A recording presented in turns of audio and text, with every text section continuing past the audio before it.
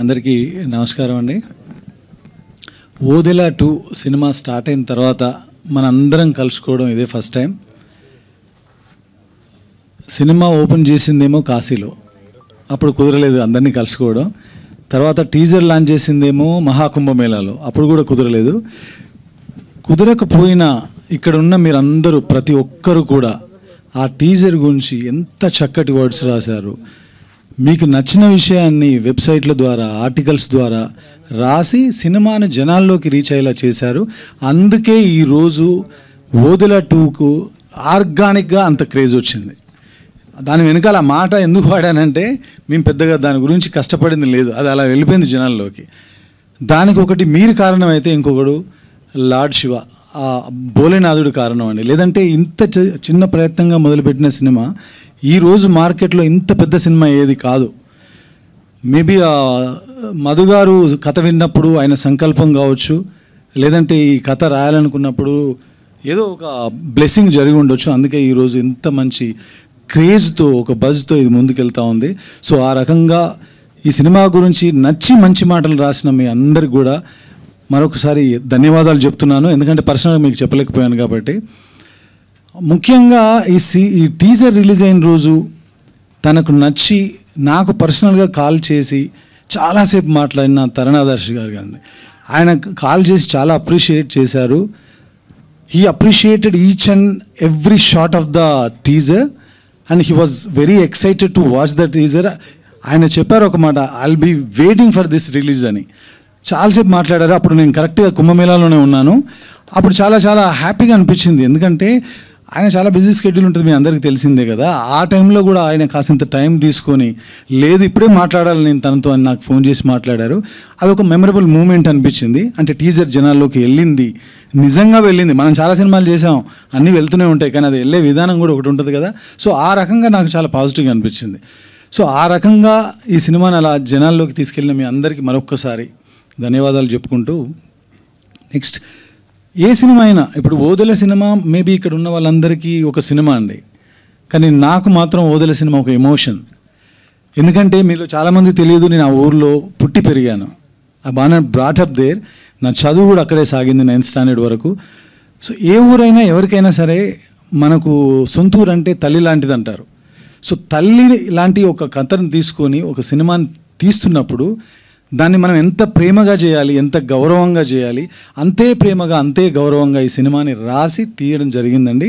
తప్పకుండా అంటే సినిమా చేసే ప్రాసెస్లో మేము పెట్టినటువంటి ప్రేమ రేపు ఆడిటోరియంలో ఆడియన్సెస్ అందరికీ కమ్యూనికేట్ అవుతుందని నేను మనస్ఫూర్తిగా నమ్ముతున్నా. తప్పకుండా అది జరుగుతుంది. ఎందుకంటే మన ఊరు అనగానే మనకు ఒక నాస్టాల్జియా, ఒక ఫీల్ ఉంటుంది. ఆ ఫీల్ సినిమాలో ఉంటుంది. ఏ విలేజ్ అయినా క్షేమంగా ఉండాలన్నా, సంతోషంగా ఉండాలన్నా, ఒక విలేజ్ అనేది తల్లి అంటే ఆ విలేజ్ని కాపాడే తండ్రి, ఆ ఊరిలో ఉన్నటువంటి ఇలవేల్పుగా ఉండే దేవుడి గుడి. పర్టికులర్గా ఓదెల తల్లి అనుకుంటే ఓదెల, ఆ ఊరిలో ఉన్నటువంటి ఓదెల మల్లన్న తండ్రి లాంటి వాడు ఆ ఊరిలో. ఈ సినిమా కథ కూడా క్లుప్తంగా అంతేనండి. ఓదెల విలేజ్లో చిన్న కష్టం వస్తే, ఆ కష్టం పెద్దదవుతే ఆ ఊర్లో ఉన్న ఓదెల మల్లన్న నాగశక్తి, శివశక్తి, నాగసాధు అనే భైరవి క్యారెక్టర్ ద్వారా ఎలా సాల్వ్ చేశాడనేదే కథ. కథ వినడానికి చాలా సింపుల్గా ఉన్న కంటెంట్ కానీ, సినిమాలో ఉన్న స్క్రీన్ ప్లే కానీ, సీక్వెన్సెస్ కానీ అన్నీ కూడా విజువల్గా చాలా స్పెక్టికల్గా ఉంటాయి. దానికి మెయిన్ కారణం మళ్ళీ నా ఇద్దరు, ఒక ఆయన 10 ఏళ్ల స్నేహితుడు, ఈ మధ్యనే ఒక 10 నెలల నుంచి స్నేహం కలిగినటువంటి అజనీష్ లోక్నాథ్ గారు. ఈయన విజువల్గా ఈయన క్రియేట్ చేసిన దానికి ఆయన 1.5 months నుంచి అద్భుతమైన బ్యాక్గ్రౌండ్ స్కోర్, ఏది చేసినా కొత్తగా చేద్దాం. ఆయన శివభక్తుడు. సో ఇలాంటి శివభక్తుడు చేయబోతున్న సినిమా కాబట్టి లాట్ ఆఫ్ ఎఫర్ట్స్ ఆయన పెడుతున్నారండి. త్వరలోనే అద్భుతమైన బ్యాక్గ్రౌండ్ స్కోర్తో April 17th, అంటే April 17న ఏదో అంటారు కదా, మన సంస్కృతంలో కూడా చెప్తారు, చైత్రమాసం శుక్లపదం చతురాని. ఎందుకంటే ఈ పదాలు ఎందుకు వాడుతున్నాం అంటే దీనికి ఒక నిర్దిష్టమైన ఒక కథలో ఒక భాగం ఉంది, అందుకని అలా చెప్పాను. సో ఆ రకంగా April 17న ఇది ప్రపంచవ్యాప్తంగా సినిమా రిలీజ్ కాబోతుంది. తప్పకుండా థియేటర్ ఎక్స్పీరియన్స్ ఉండే సినిమా ఇది. 100%. వదిల పార్ట్ 2 అనేది ఓటీటీలో ఆడింది, అదేదో 1.5 2 hours సినిమా అలాంటి బేస్ చేసుకుని తీశారని అనుకోవద్దండి. ఇది పక్కా థియేటర్ ఎక్స్పీరియన్స్ ఇవ్వడం కోసం ఆ స్కేల్లో చేసిన సినిమా, ఆ స్కేల్లో విఎఫ్ఎక్స్ ఉన్న సినిమా, ఆ స్కేల్లో ఒక బ్యూటిఫుల్ ఎక్స్పీరియన్స్ మీకు ఇవ్వబోతున్న సినిమా. కాబట్టి తప్పకుండా April 17న తెలుగు ప్రేక్షకులు ఎక్కడున్నా, సినిమాని ప్రేమించే ప్రేక్షకులు ఎక్కడున్నా ఈ సినిమాని చూస్తారని నేను ఆశిస్తున్నాను మనస్ఫూర్తిగా. అది జరుగుతుంది, ఈ సినిమాకి అది ఉంది. ఎందుకంటే ఆయనకు మాకు పెద్ద ఆయన బ్లెస్సింగ్స్ ఉన్నాయి, ఆయనే మమ్మల్ని ముందుకు తీసుకెళ్తున్నాడు. నేను కరెక్ట్గా ఈ సినిమా రాసే టైంకి ఇది రాసే పరిస్థితుల్లో కూడా లేను. ఏదో సినిమా చేయాల్సింది, కాసింత గ్యాప్ దొరికితే ఆ గ్యాప్లో ఓ థాట్ క్రియేట్ అయ్యి ఆ థాట్ ఈరోజు ఇంత దూరం మమ్మల్ని అందరినీ ఇంత దూరం ప్రయాణం చేసేలా తీసుకొచ్చింది. కాబట్టి ఆయనే మమ్మల్ని వెనుకుండి నడిపిస్తున్నానని నమ్ముతున్నాం. సో April 17న ఈ సినిమా రిలీజ్ చేయబోతున్నాం, తప్పకుండా అందరూ చూడాలి. ఇక్కడ ఉన్నటువంటి కాస్ట్ క్రూ గురించి నేను తప్పకుండా ముందు రోజుల్లో జర్నీలో ఒక్కొక్కరి గురించి చాలా టైం తీసుకొని మాట్లాడతాను. కానీ ముఖ్యంగా మాట్లాడాల్సింది ఒక వ్యక్తి, స్పెషల్ మెన్షన్ ఆ వ్యక్తికి. తనే Tamannaah. Thank you Tamannaah for becoming my Bhairavi. అసలు మేము డైరెక్ట్గా కలవలేదు, ఫోన్లో ఏదో మాట్లాడుకొని ఇలాంటి ఐడియా ఉంది అనగానే షీ వాజ్ రియలీ ఎక్సైటెడ్. ఆ సెకండ్ జర్నీ స్టార్ట్ అయిందండి. అక్కడి నుంచి మేము పడిన కష్టాలు, కాస్ట్యూమ్ కోసం కావచ్చు, తన హెయిర్ కోసం కావచ్చు. ఇక్కడ నేను have to say one more thanks to Neeta Lulla ma'am. తను మాతో పాటు ట్రావెల్ చేసి 2-3 సిట్టింగ్స్లో ఈరోజు ప్రపంచానికి అందరికీ అలా చూడగానే నచ్చిన లుక్, అది ఒకటేదో నేను డిజైన్ చేశాను, అది చేస్తే జరిగింది కాదు. తమన్నా ఇన్పుట్స్ చాలా ఉన్నాయి అందులో, నీతాలుల్లా మ్యామ్ గారి ఇన్పుట్స్ ఉన్నాయి, అందరితోనే మేము ఇది చేయగలిగాం. సో అంత మంచి లుక్ క్రియేట్ అవ్వడానికి కారణం నీతాలుల్లా మ్యామ్. తమన్నాకి ఎందుకు ఇంత నేను చెప్తున్నానంటండి, జనరల్గా ఎవరైనా సరే ఇప్పుడు ఒక స్టార్ ఉంటే తనకి అవకాశాలు వెళ్తాయి, కానీ ఒక సూపర్ స్టార్ కోసం మాత్రమే అవకాశాలు వెతుక్కుంటూ వెళ్తాయి. క్యారెక్టర్స్ మనం రాసి వాళ్ళ దగ్గరికి వెళ్తాం, ఈ క్యారెక్టర్ అనుకున్న తర్వాత ఆ క్యారెక్టర్ తన దగ్గరికి వెళ్ళింది, కాల్ చేసి అడిగింది ఒకటి, ఎవరి కోసం అనుకున్నానంటే ఎవరి కోసం కాదు, నీ కోసం రాసింది, నువ్వు చేయాల్సిందే అంతే. అంటే ఆ సెకండ్ అనుకున్నాను నేను, వేరే ఆప్షన్స్ లేవా, ఎందుకు అక్కడికి వెళ్ళాను నేనంటే అప్పటికి నా మైండ్లో నేను ఒక విజువల్ చూశానండి. ఈషా సద్గురు ఆశ్రమంలో తను ఎప్పుడు అంతకుముందు బిఫోర్ ఇయర్ వెళ్ళినట్టుంది, తన ఒక ఫోటోగ్రాఫ్ ఇన్స్టాల్లో చూస్తే నేను అనుకున్నప్పుడు మైండ్లో నాకు కలిగిన ఇమాజినేషన్ తన ఫోటోగ్రాఫ్, ఆ ఫోటోగ్రాఫే ఈరోజు మా భైరవి ఇక్కడ ఉంది.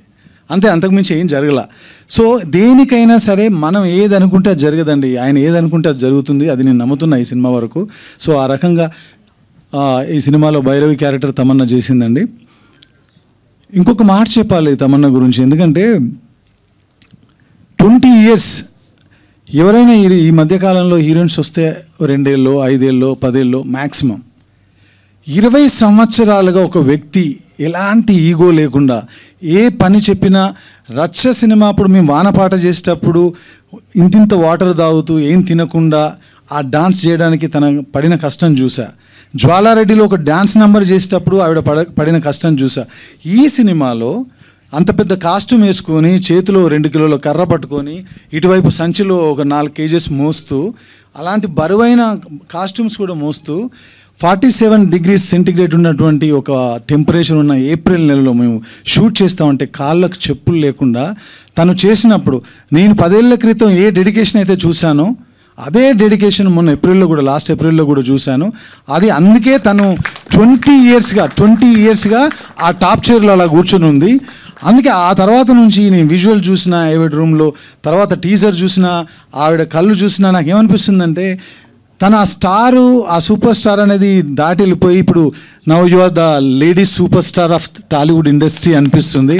That's what I feel sincerely, really, honestly, truly. ఇది ఏదో మైక్ దొరికిందని చెప్పి ఊరికే ఉత్తుత్తి మాటలు కాదు. నేను చూశాను తన జర్నీని, 4 సినిమాలుగా చూస్తున్నాను కాబట్టి చెప్తున్నాను. సో ఈ 20 years కాదు, another 20 years she is going to stay here, మన అందరినీ ఇలాగే ఎంటర్టైన్ చేస్తుందని నేను స్ట్రాంగ్గా నమ్ముతున్నాను. Tamannaah, thank you so much, I am so proud of you. That's what I can say. ఇంతకంటే చెప్పేది ఏం లేదు, ముందు ఇంకా చాలా ఉంది. ఇక్కడ ఉన్న వాళ్ళందరి గురించి మాట్లాడాలి. ఆల్రెడీ మీరు 3-4 ప్రెస్ మీట్లు చేసి వచ్చారు, మీ టైం ఎక్కువ తీసుకోను, నెక్స్ట్ టైం తీసుకుంటాను. Thank you so much.